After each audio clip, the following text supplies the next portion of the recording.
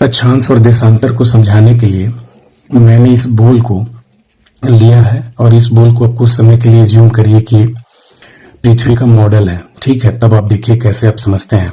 कुछ समय के लिए आप ज्यूम करते हैं कि ये पृथ्वी का मॉडल है। अगर आप पृथ्वी का मॉडल इसे आप मानते हैं तो ये टॉप जो पोर्शन है ये आपका नॉर्थ पोल होगा और ये जो नीचे का जस्ट पोर्शन है ये आपका साउथ पोल होगा। ठीक है, इसको मार्क करते हैं और चलते हैं आगे। इसको हम एस पोल लिख दिए, साउथ पोल। ठीक है, अब ये चलते हैं, ये आपका हो गया नॉर्थ पोल, एन पोल। ठीक है, अब अगर मान लीजिए ये आपका अगर हो गया तो ये बीचों बीच आप यहां पर देखेंगे कि ये बीचों बीच विषुवत रेखा का अर्थ क्या है। ये देखिए, ये इस प्रकार से यहां पर चल रहा है। अब इसे मैं थोड़ा सा टिल्ट करके मैं दिखाता हूं कि ये नॉर्थ पोर्शन है। ठीक है, ये तो अपने रियल पोजीशन में ऐसा मूव नहीं करेगा। ठीक है, लेकिन मैं कुछ समय के लिए मैं दिखाना चाह रहा हूं कि ये अगर पृथ्वी अगर इस तरीके से अगर हो पाती है तो ये जो विषुवत रेखा है वो बीचों बीच ऐसे करके क्रॉस करेगी ये, और दो पोर्शन में डिवाइड करेगी। ठीक है, ये विषुवत रेखा होगा जिसे हम क्या कहते हैं, भूमध्य रेखा भी कहते हैं और साथ के साथ इंग्लिश में इक्वेटर कहते हैं। ठीक है, और ये भी कहते हैं साथ के साथ 0 डिग्री का रेखा। ठीक है, और सबसे इंपॉर्टेंट ये ध्यान देना है कि जो भी आप दूरी आप निकालते हैं, ठीक है, तो विषुवत रेखा का देखिए इंपॉर्टेंस क्या है ये आप समझिए। ये जैसे है, ठीक है, अब यहाँ पर क्या है, कोई भी अगर देश अगर आ गया यहाँ पर तो ये आपको पोजीशनिंग लेने में मदद करता है। यह ध्यान से देखिए कि ये विषुवत रेखा से जितनी जो दूरी होगी ये इसका हमेशा अक्षांश की दूरी होगी, क्योंकि यहां से अगर मान के चलिए विषुवत रेखा है ये, ठीक है, विषुवत रेखा भूमध्य रेखा 0 डिग्री, 0 डिग्री की लाइन से अगर ये नॉर्थ पोर्शन, ये चूंकि नॉर्थ पोल है तो नॉर्थ पोर्शन में अगर ये अगर आ गया तो इसको हम क्या कहेंगे, पोजीशन। मान के चलिए ये एक एग्जांपल के लिए मैं ले लेता हूं, ये महाराष्ट्र का चंद्रपुर, जैसे मैं पिछला वीडियो में मैं बताया हूं नॉर्थ में है, 20 डिग्री नॉर्थ में है। तो ये अगर मान लीजिए कि कुछ समय के लिए 20 डिग्री नॉर्थ में का अर्थ है कि ये अक्षांश रेखा, तो हमेशा ये आप समझिए कि अक्षांश रेखा हमेशा विषुवत रेखा के पैरेलल में मूव करता है। तो ये 20 डिग्री का हो जाएगा, ये क्लियर है। तो इसी रेखा में ये आप समझिए कि इस रेखा में 20 डिग्री वाली रेखा में कितने सारे जगह आ जाएंगे, क्योंकि यहां पर अगर कुछ समय के लिए अगर मैं अगर मान लेता हूं 20 डिग्री नॉर्थ में चंद्रपुर है महाराष्ट्र में एक जगह, तो वहीं पर आप देखेंगे 20 डिग्री साउथ में, जरूरी नहीं है कि यहीं पर 20 डिग्री साउथ हो, 20 डिग्री का साउथ आपका ये जो विषुवत रेखा जा रही है उसमें से यहां पर भी ये पोर्शन आ सकता है। ठीक है, लेकिन 20 डिग्री जो होगा ये डिस्टेंस सेम होगा। ये आपको ध्यान देना है कि ये विषुवत रेखा से जो डिस्टेंस यहां पर, जो दूरी यहां पर आएगी वही विषुवत रेखा से यहां भी आएगी, ऐसे करके इस तरीके से चलते हुए। लेकिन आपको क्या ध्यान देना है कि जब देशांतर की बात अगर हो जाए तो देशांतर का विस्तार जब हो जाएगा, जिसमें कि भौगोलिक निर्देशांक की बात मैं करूंगा, वो जब आप जानेंगे, जैसे आप जीपीएस के माध्यम से आप जानते हैं, गूगल मैप के माध्यम से जानते हैं, जब निर्देशांक में अगर देशांतर का लोकेशन और देशांतर का मान अगर दिया हुआ है तब आप इसमें से 20 डिग्री आप ऐसे ले सकते हैं। इस तरीके से तब कह सकते हैं कि ये है। लेकिन जब आपका नहीं दिया हुआ है तो ये इसी भी जगह पे हो सकता है, लेकिन ये 20 डिग्री का जो साउथ का अक्षांश है वो इसी दूरी में मूव करेगा जैसे ये मूव कर रहा है। देखिए इसी के लाइन में ये दूरी और ये दूरी आप देखिए दोनों में समान है, तो यहाँ पे आपको लिख सकते हैं 20 डिग्री ये साउथ है। और हम लोग पढ़े थे पिछले वाले वीडियो में पार्ट 1 में कि इस जगह पे क्या था, बेलो होरिजोंटे था, ठीक है, जो कि ब्राजील देश में स्थित है। और हमने ये भी पढ़ा था कि ब्राजील दक्षिण अमेरिका में है। तो दक्षिण अमेरिका में है तो जाहिर सी बात है कि अगर कुछ समय के लिए आप महाराष्ट्र में ये पोर्शन अगर मान लिए, तब ये लोकेशन आपका यहां पर ना होके ये पोर्शन कट जाएगा, यहां पर नहीं होके ये पोर्शन इधर के साइड होगा। बोलिए क्यों? क्योंकि आप जैसा जानते हैं महाराष्ट्र जो है भारतवर्ष में है और भारतवर्ष से ये अमेरिका जो है आप समय से उसका आप डिग्री का भी मान आप लगा सकते हैं। देखिए 10.5 घंटा जो है पीछे चल रहा है आपका क्या, कोलंबिया अर्थात अमेरिका का जो एक शहर है, बहुत ही प्रसिद्ध शहर है अमेरिका, वो 10.5 घंटे लगभग पीछे चल रही होती है। तो यहाँ पर जो भी समय आपका चल रहा होगा उससे ठीक 10.5 घंटे का समय आपका अमेरिका में होगा। तो यहाँ पर क्या खास बात आपको ध्यान देना है वो आप समझिए कि यहाँ पर 10.5 घंटे पीछे है, लेकिन ये जो पोर्शन है ये क्यों कट गया, यहाँ पर बताइए कि ये तो कहीं पर भी हो सकता है। भाई 20 डिग्री का आपका अक्षांश है तो 20 डिग्री का अक्षांश तो पूरा का पूरा राउंड सर्कल में घूम रहा है। अक्षांश रेखा के बारे में आप जानिए कि विषुवत रेखा के समानांतर जो रेखा घूमती है वही अक्षांश रेखा होती है, जबकि देशांतर जो रेखा होती है उसके बारे में मैं बाद में चर्चा करूंगा। अभी आप अक्षांश रेखा के बारे में आप अच्छे से समझ जाइए। अगर अक्षांश रेखा आपको क्लियर अगर हो जाता है तो कहीं पर आपको कोई भी दिक्कत, आपको देशांतर और देशांतर समझ गए तो आपको कहीं पर दिक्कत नहीं होगा कि जापान में जीएमटी क्यों ज्यादा जाता है या कम जाता है, जीएमटी में प्लस में क्यों जाता है। देखिए जापान समझते ही जीएमटी प्लस में चला जाएगा क्योंकि ईस्टर्न मोस्ट कंट्री है, और जबकि अमेरिका में आप अगर मान के चलिए सबसे लास्ट की तरफ आप अगर चल जाइए तो वहां पर क्या होगा, सबसे माइनस में होगा, -13 तक चला जाएगा। तो ये आखिर क्यों होता है, कैसे होता है, वो मेन होता है पृथ्वी के घूर्णन के कारण। तो पृथ्वी का घूर्णन के बारे में आप सबसे पहले आप याद रखिएगा कि पृथ्वी की जो घूर्णन गति है वो अपने जगह पे जो भी है, जिस भी स्पीड से घूम रही है, यहाँ पर अक्षांश और देशांतर में ये मायने नहीं रखती कि किस स्पीड से घूम रही है, हमें ध्यान देना है कि किस डायरेक्शन में घूम रही है। तो जो घूमती है पृथ्वी वो है पश्चिम से पूर्व की ओर। देखिए ऐसे घूमती है पृथ्वी, ऐसे इस तरीके से घूम रही है पृथ्वी पश्चिम से पूर्व की ओर, इस तरीके से ऐसे करके ऐसे करके ऐसे करके ऐसे करके ऐसे करके घूमती है। अगर मान लीजिए कुछ समय के लिए मैं क्रिटिकल एनालिसिस की बात करता हूं, क्रिटिकल थिंकिंग आप अगर लेते हैं तो जब आप देखिए सूक्ष्म किसी चीज को आप सूक्ष्मता से अगर आप समझते हैं तो देखिए आपको क्या मिलेगा। अगर कुछ समय के लिए अगर मान लिया जाए कि अगर पृथ्वी पूरब से पश्चिम की ओर अगर घूमती तब क्या होता। देखिए आप अगर इन सब कारणों को आप अगर जानेंगे तो आपको कोई भी सब्जेक्टिव एग्जाम में, पीसीएस और आईएएस के एग्जाम में कहीं पर भी आपको कोई भी प्रॉब्लम नहीं होगा जब आप क्रिटिकल एनालिसिस करने की क्षमता रखते हैं। देखिए क्या होगा, अगर पूर्व से पश्चिम की ओर अगर पृथ्वी अगर ऐसे घूमती तब क्या होता, ऐसे अगर घूमती, ठीक है, ये अब देखिए ऐसे करके घूमती पूरब से पश्चिम की ओर, तब मैं बताता हूं कि क्या होगा। अगर ऐसे घूम रही होती तब क्या होता कि जो अमेरिका है, अमेरिका का जो वेस्टर्न मोस्ट पार्ट है वो सबसे पहले वहां पर सूर्योदय होता। ये आप जान लीजिए कि वहां पर सबसे पहले सूर्योदय होता, और जो सबसे ईस्टर्न मोस्ट कंट्री है वहां पर बाद में होता, सबसे बाद में। और आप अगर समय देखिए, समय की गणना के लिए जो ग्रीनविच मीन टाइम रखा गया है जीएमटी, उसके बारे में भी मैं आपको शॉर्ट में बताता हूं कि जो प्रधान याम्योत्तर हिंदी में कहा जाता है और आप इंग्लिश में उसे कहते हैं, ये लाइन को आप कुछ समय के लिए मान लीजिए कि प्रधान याम्योत्तर या फिर प्राइम मेरिडियन है।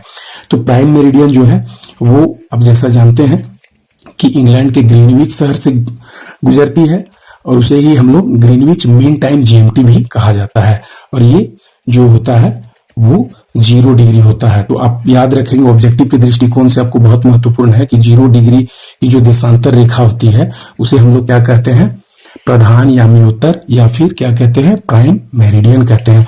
और ठीक इसकी अपोजिट में देखिए, समझिए बहुत ध्यान से, इसके ठीक अपोजिट में जो लाइन होती है इसे हम लोग कहते हैं अंतरराष्ट्रीय तिथि रेखा। 0 डिग्री के जस्ट अपोजिट होगा, ये कहलाएगा 180 डिग्री देशांतर रेखा, जिसको कहा जाता है अंतरराष्ट्रीय तिथि रेखा। देखिए इसमें मैं सारी चीजों को मैं बताऊंगा सेकेंड पार्ट में, आप थर्ड पार्ट में आप देखेंगे सेकेंड और थर्ड पार्ट में कि इस प्रकार से यहां से कोई आदमी इस पोर्शन से अगर इस रेखा को अगर पार कर जाता है तो क्या होगा, ये आप समझेंगे। एक दिन का उसे फायदा होगा या एक दिन का नुकसान होगा। यहाँ पर आप ये भी समझेंगे कि कोई आदमी अगर यहाँ पर अभी बर्थडे मना लिया तो बर्थ डेट अगर मना लिया है तो उसका दिन तो क्रॉस हो गया, लेकिन किस प्रकार से आप देखेंगे कि वो फिर से बर्थडे के लिए उसका एक दिन का फायदा हो जाता है और एक दिन फिर से वो बर्थडे मना पाता है। उसके बाद में आप देखेंगे कि कोई जगह से यहां से अगर इधर अगर क्रॉस करता है तब क्या स्थिति होती है कि एक दिन का फायदा होता है या नुकसान होता है। इसके बारे में आप डिटेल से समझेंगे, रटना नहीं है। अगर आप रटेंगे किसी भी चीज को, आप अगर रटेंगे कि नहीं इधर से इधर पार कर गए तो एक दिन का फायदा हुआ घाटा हुआ, आप उसको ध्यान से समझने का प्रयास करिए कि आखिर क्यों होता है। ठीक है, उसको भी मैं समझाऊंगा, बिल्कुल ध्यान से आप समझते जाइए। ये आप केवल अभी आप याद रखिए कि ये 0 डिग्री की जो लाइन होती है उसे प्राइम मेरिडियन कहते हैं, और ये जो लाइन होती है इसे अंतरराष्ट्रीय तिथि रेखा कहते हैं। ठीक है, अब चलते हैं आगे, जिसमें मैं चर्चा कर रहा था यहाँ पर आप देखिए कि ये जो विषुवत रेखा है, यहाँ पर देखिए ये विषुवत रेखा थी। ठीक है, 0 डिग्री हमने इसको मार्क किया हुआ है। ठीक है, ये क्लियर हो गया था, चंद्रपुर था। यहाँ पर हम कुछ समय के लिए समझ रहे थे कि ये, अब देखिए यहाँ पर हमने कुछ समय पहले माना था कि यहाँ पर बेलो होरिजोंटे एक जगह है जो कि ब्राजील देश में स्थित है। दक्षिण अमेरिका में, तो ये हमारा गलत हो गया था। तो जब आप क्रिटिकल एनालिसिस करेंगे तो गलत और सही आप खुद से भी बताएंगे कि यहाँ पर गलत ये है, ये इधर नहीं ले सकते। क्यों? चूंकि ईस्टर्न मोस्ट पार्ट में आपका नहीं है, ये 0 डिग्री जो है, ठीक है, 0 डिग्री ये है। अब प्रधान यामी उत्तर आप यहाँ रखे हैं, तो 0 डिग्री ये प्रधान यामी उत्तर है, तो उससे जितने भी ईस्टर्न मोस्ट कंट्री हैं वो इधर के साइड में आ जाएंगे। ये आपको समझना है ध्यान से। यहाँ पर आपको अगर समझ में नहीं आ रहा है तो मैं फिर से समझाता हूं कि जो 0 डिग्री की जो लाइन है, ठीक है, जिसे प्राइम मेरिडियन आप कहते हैं, उसको आप बहुत ध्यान से आप ग्लोब को देख ले या फिर विश्व का मानचित्र आप देख लें। जो 0 डिग्री की जो लाइन है उसमें से आप देखेंगे कि ग्रीनविच मीन टाइम से जितने भी देश इधर के साइड में, चाहे यहां पर आ जाए चाहे यहां आ जाए, सबसे पहले तो इस बात को आप समझिए कि यहां पर अगर आ जाता है तो ये 0 डिग्री से अगर नॉर्थ में है तो वो अक्षांश में नॉर्थ में लिखलाएगा, उत्तरी गोलार्ध लिखलाएगा, ठीक है, लिखाएगा।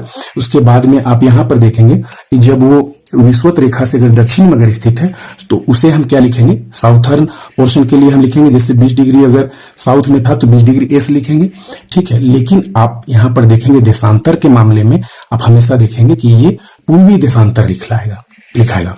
ये आप ध्यान से देखेंगे कि जो भी चीज लिखाएगा जो 0 डिग्री से आपके राइट साइड में है वो आपका क्या लिखाएगा, हमेशा पूर्वी देशांतर।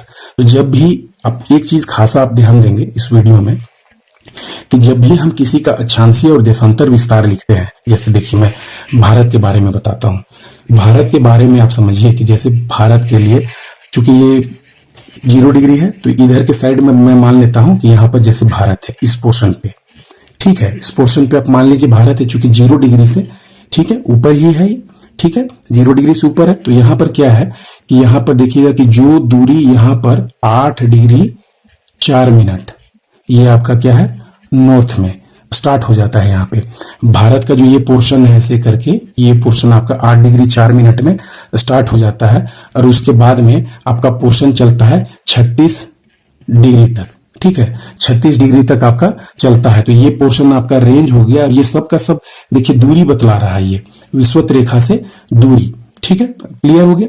लेकिन अगर ये पोर्शन अगर आप देखें, इधर से अगर आप देखें तो भारत का जो यहां पर देखिएगा कच्छ या फिर गुजरात का जो पोर्शन है, ये यहां से दूरी देखिए, 2 तरीके से दूरी आपको पोजीशनिंग लेनी है। इसके बारे में मैं डिटेल से थर्ड पार्ट में मैं बतलाऊंगा, अभी केवल बेसिक जानकारी मैं दे रहा हूं कि जैसे आप देखिए यहां पर 2 तरीके की दूरी आ रही है। एक तो आपका देशांतर जो मेन लाइन है, इसको आप कहेंगे मेन लाइन, 0 डिग्री का प्राइम मेरिडियन से जो दूरी है, यहां पर आप दूरी देखिए पहला, और दूसरा देखेंगे कि यहीं से इसका दूरी जो लास्ट छोर है अरुणाचल प्रदेश में पड़ता है, ये दूरी, ठीक है। तो ये आपका अब देखेंगे कि 68 डिग्री 7 मिनट से स्टार्ट होके आपका लगभग 97 डिग्री तक रेंज चला जाता है। तो आप यहाँ पर सबसे इंपॉर्टेंट क्या चीज आपको ध्यान देना है, बहुत से बच्चों को मैं दावे के साथ कहता हूं कि ये पोर्शन थोड़ा सा हार्ड लगता है और समझ नहीं पाते हैं। समझ इसलिए नहीं पाते हैं कि वो प्रैक्टिकल किसी चीज को नहीं देख रहे हैं। अगर प्रैक्टिकल अगर देखेंगे तो मुझे आशा ही नहीं, पूर्ण विश्वास है कि उनको ये बातें बिल्कुल समझ में आ जाएंगी। देखिए किसी भी चीज का लोकेशन देखने के लिए आपको किन किन बातों का ध्यान देना पड़ता है। देखिए सबसे पहले क्या है कि जैसे कोई भी, मैंने एक एग्जाम्पल लिया था, ये देखिए कुछ समय के लिए तो यहाँ आउटसाइड में निकला है, लेकिन यहाँ पर ये अक्षांश रेखा जो 20 डिग्री की है, यही पोर्शन यहाँ पे शिफ्ट करेगा, क्योंकि ये इंडिया से बाहर तो नहीं जाएगा। तो अगर रियल में अगर माना जाएगा तो जो चंद्रपुर को मैंने दिखाया हुआ था, ये पोर्शन यहाँ शिफ्ट होगा, 0 डिग्री से इधर शिफ्ट हो जाएगा। इंडिया के भीतर में महाराष्ट्र है तो ये महाराष्ट्र इधर के साइड में इस रेखा में आ जाएगा चंद्रपुर। तो सबसे पहले इसमें आप ध्यान से एक बात और देखेंगे कि किसी भी पॉइंट का जो लोकेशन है वो या तो आप विषुवत रेखा से दूरी के माध्यम से जानते हैं या फिर जानते हैं जो प्राइम मेरिडियन है उससे दूरी। तो इसी से आपका जो है अक्षांश विस्तार और इससे देशांतर का विस्तार आपका निकल जाता है। देशांतर का विस्तार का अर्थ है कि वो जो पोर्शन है वो, जैसे ये जो लाइनें आती हैं, देखिए यहां पर आप ध्यान से समझिए, ये जो ऐसे पोर्शन आती है ये देशांतर है, ठीक है, ध्यान से समझिए। अब ये जो पोर्शन आती है ये भारतवर्ष के जो कक्ष का जो पोर्शन है, ये रेखा ये टच करती है, ये आप समझ लीजिए 8 degree 7 minute, sorry 68 degree 7 minute, ठीक है, ये चूंकि देशांतर के लिए है। और उसी तरीके से ये जो सबसे किनारे वाला पोर्शन है भारतवर्ष का जो अरुणाचल प्रदेश में है 97 डिग्री, ये आपका यहां पर टच करता है। तो देखिए यहां पर ये इतनी बातें तो आपको याद रखनी है कि जो सबसे इंडिया का सबसे जो ईस्टर्न मोस्ट पार्ट है वो अरुणाचल प्रदेश में है, और वेस्टर्न मोस्ट पार्ट है वो आपका गुजरात से लगा हुआ है। और ये आप अगर देखेंगे तो 68 डिग्री 7 मिनट आपका गुजरात वाले पोर्शन पे हो गया, और यहां पर हो गया 97 डिग्री। ठीक है, 97 डिग्री 25 मिनट होता है। देखिए मिनट लिखने के लिए हम एक्चुअल में ऐसे लिखते हैं 97 डिग्री और 25 लिख के एक डैश दे देते हैं। ये भी मैं समझाऊंगा थर्ड पार्ट में कि मिनट उनट क्या होता है, फिर उसके बाद में सेकेंड भी लिखा जाता है। ठीक है, ये मिनट हमने लिखा 25 मिनट, ठीक है, 97 डिग्री 25 मिनट। तो आप समझ लिए यहां पर कि इंडिया के अंदर में देखिए फिगर में तो होच पोच आपको हो गया है, लेकिन आप बातों को ध्यान से समझेंगे और वीडियो को अगर आप रिपीट करके आप अगर देखेंगे तो मुझे पूरा विश्वास है कि आपको समझ में आ जाएगा, क्योंकि मैं जो भी बातें मैं बता रहा हूं बिल्कुल प्रैक्टिकल करके बता रहा हूं। ठीक है, इसमें कहीं पर दिक्कत नहीं होनी चाहिए। अब मैं थर्ड पार्ट में ये भी बता दूंगा, आप अगर समझना अगर चाहें तो यहीं पर मैं बतला दूंगा आपको कि किस प्रकार से वीडियो में जो है ये दोनों का गणना किया जाता है। देखिए यहीं पर मैं बता देता हूं। सबसे पहले आप समझिए कि 97 है, ठीक है, सबसे वेस्टर्न में, और उसके बाद में आप यहां पर देखेंगे 68 है। दोनों को आप प्लस कर दीजिए डिग्री को, ठीक है, दोनों को प्लस कर दीजिए और डिवाइड कर दीजिए 2 से। अब बोलिएगा कि ये क्यों किए आप? इसलिए किए कि अब अगर भारतवर्ष की बात अगर आप अगर करते हैं तो भारतवर्ष की जब बात आप अगर कर रहे हैं तो यहां पर क्या होता है ये आप समझिए कि भाई यहाँ पे देशांतर, यहाँ पे एक टाइम जोन, यहाँ पे एक टाइम जोन, क्या आप दो टाइम जोन रखेंगे? क्योंकि यहाँ पे क्या हो रहा है दिक्कत ये समझिए कि भारत में जो सूर्योदय है, भारत में सूर्योदय अरुणाचल प्रदेश में 2 घंटे पहले हो जाती है। ये आपको पता है या नहीं है शायद, लेकिन ये 2 घंटे पहले होती है। ठीक है, अब ये यही कारण है, ये जो दोनों के बीच में देशांतरीय विस्तार है वही कारण के चलते, चूंकि ये सबसे ईस्टर्न मोस्ट है। तो पृथ्वी जब घूमती है, देखिए पृथ्वी ये है, अब पृथ्वी जब ऐसे घूमती है तो सबसे पहला जो पोर्शन होगा इंडिया का, इंडिया में जब सुबह होगा तो सबसे पहला पोर्शन चूंकि पश्चिम से पूर्व की ओर घूम रही है, तो सबसे पहला पोर्शन आप मैप देख लीजिए इंडिया का उठा के, उसमें आप देखेंगे कि जो वेस्टर्न ईस्टर्न मोस्ट पार्ट है वो अरुणाचल प्रदेश है। तो अरुणाचल प्रदेश सबसे पहले सूर्य के सामने आएगा, अर्थात सूर्योदय सबसे पहले अरुणाचल प्रदेश में होगा। उसके बाद में जैसे जैसे अरुणाचल प्रदेश से जो लगे हुए संलग्न जो क्षेत्र हैं उनमें सूर्योदय होना शुरू होगा। उसके बाद में सबसे लास्ट में किस में होगा? तो गुजरात का जो कच्छ वाला एरिया है, गुजरात में जो है सबसे ईस्टर्न जो वेस्टर्न मोस्ट पार्ट है इसमें होगा। तो ये यहां तक आपको समझ में आ गया होगा। अब देखिए यहाँ पर 97 + 68 हमने इसलिए लिया कि टाइम जोन जो है 2 घंटे का डिफरेंस हो जाता है। मान लीजिए अरुणाचल प्रदेश का जो सबसे किनारे का छोर है उसको हमने कुछ समय के लिए मान लिया एक छोर, ठीक है। अब दूसरा छोर अगर हम मान लेते हैं जो गुजरात का कच्छ वाला पोर्शन है, इस छोर को, इसको मान लिया हमने ए, इसको मान लिया हमने बी। अब हमारे पास 2 टाइम जोन हो जाएंगे। अब यहां पर जब मान के चलिए 8 बज रहा होगा, ठीक है, तो ये जस्ट इससे 2 घंटा यहां पर पीछे हो रहा होगा, यहां पे 6 बजेगा। ये कारण था, यहां 8 बजेगा तो यहां 6 बजेगा, यहां 10 बजेगा तो यहां पर 8 बजेगा, यहां पर 12 बज रहा होगा तो यहां पे 10 बजेगा। मतलब 2 घंटे का हमेशा डिफरेंस बना रहता। तो इसको एक करने के लिए हमने क्या किया, एक एवरेज ले लिया मिड में, बीच में। यहां पर हमने न इसका लिया न तो इसका लिया, हमने इसको भी कैंसिल कर दिया, इसको भी कैंसिल कर लिया, दोनों का एक एवरेज ले लिया। क्या एवरेज आया? 97 और 68, दोनों को प्लस कर दीजिए। 7 8 15, 1 रिमाइंडर है, 9 6 15, 1 16, 165 डिवाइडेड बाई 2, ठीक है। तो 165 डिवाइडेड बाई 2 आपका कितना हो जाता है? 82.5। तो 82.5 डिग्री की जो लाइन होती है, आपको ये क्लियर हो गया कि 82.5 डिग्री की जो लाइन होती है वो भारतवर्ष के लिए मानक समय यही निर्धारित करती है। ये 82.5 डिग्री की जो लाइन होती है, 82.5 डिग्री की, ये मानक समय है। अब देखिए समय की गणना कैसे की जाती है ये आप समझिए। समय की गणना भी मैं बता देता हूँ। 82.5 डिग्री है। अब यहाँ पर देखिए सबसे इंपॉर्टेंट चीज आपको ध्यान देना है वो क्या है ये समझिए। इसमें मैं बॉल के माध्यम से सारी चीजों को मैं समझा दे रहा हूं, यहाँ पर लिख भी रहा हूं, समझा भी रहा हूं। देखिए यहाँ पे क्या हो रहा है, एक्चुअल चीजें आप समझिए कि जब अब यहाँ पे 82.5 डिग्री की बात हो गई तो इसको हम मानक समय तो हमने मान लिया। अब मानक समय हमने इसलिए मान लिया कि चूंकि ये दोनों के बीच का मिडिल पॉइंट है और ये एवरेज है, मतलब यहाँ पर क्या होगा कि पूरे देश में अब एक समान समय होगा, इसीलिए हमने एवरेज को ले लिया। अगर एवरेज अगर नहीं लेते तो क्या होता, ये आपको मैं पहले समझा चुका हूं। अब चलते हैं आगे कि 82.5 डिग्री अगर आया तो इससे क्या फायदा है, ये क्या चीज है। सब आपके मन में प्रश्न आ रहा होगा, भाई 82.5 डिग्री आ गया, इससे हमें क्या लाभ है। और देखिए साइंस आप पढ़ते हैं तो सबसे पहले, या ज्योग्राफी कोई भी सब्जेक्ट अगर आप पढ़ते हैं तो अगर आप ये सोच के अगर पढ़ें कि इसका क्या अनुप्रयोग है, इसका क्या एप्लीकेशन है, इसका क्या आगे जाके यूज होगा, तो आपको पढ़ने में इंटरेस्ट बहुत ज्यादा आएगा। ज्यादातर बच्चों को क्या है, पढ़ना इसलिए भारी लगता है, पढ़ना बोझ इसलिए है क्योंकि उसी स्टाइल से टीचर्स उनको पढ़ाते हैं, उनको होमवर्क दे देते हैं और बोझ देते हैं कि ये काम करके आना, वो काम करके आना, इस काम को जो है आज 10 चैप्टर आपको रटने हैं। तो उससे क्या फायदा होगा, रट के आप क्या कर लेंगे, ज्यादा से ज्यादा आप नौकरी ले लेंगे, नॉलेज नहीं मिलेगा। आप याद रखें, नॉलेज के लिए आपको क्रिटिकल थिंकिंग और क्रिटिकल एनालिसिस आपको करना होगा, और किसी चीज को क्यों और कैसे, उसके लिए आपको रिसर्च वाला थिंकिंग आपको रखना होगा, जिसमें कि आपके लिए रिसर्चिंग एनालिसिस आपका होना चाहिए। आपका माइंड इस तरीके से होना चाहिए कि किसी भी चीज का क्रिटिकल थिंकिंग कर सके। ठीक है, अब यहाँ पर देखिए 82.5 डिग्री है, तो यहाँ पे 82.5 डिग्री को मैं समझाता हूं आपको कि क्या इसका अनुप्रयोग है। सबसे पहले मैं फिर से रिपीट करता हूं कि ये पृथ्वी है, एकदम शॉर्ट में ये पृथ्वी है, और पृथ्वी घूमती है पश्चिम से पूर्व की ओर। कोई डाउट नहीं है आपको। ठीक है, आप कभी भी नहीं कहेंगे कि पृथ्वी ऐसे घूमती है। ऐसे अगर कोई अगर कहे इस डायरेक्शन में तो बिल्कुल गलत कहता है। पृथ्वी घूमती है इस तरीके से, पश्चिम से पूर्व की ओर।